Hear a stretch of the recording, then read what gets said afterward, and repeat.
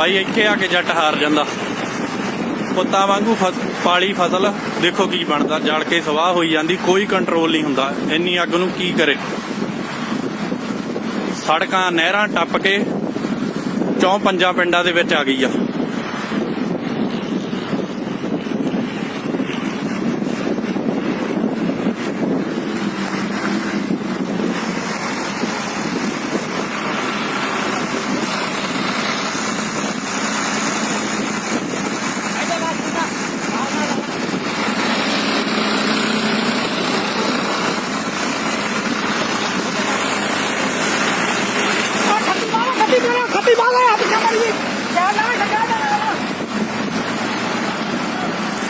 ओ भाई इधर रहा,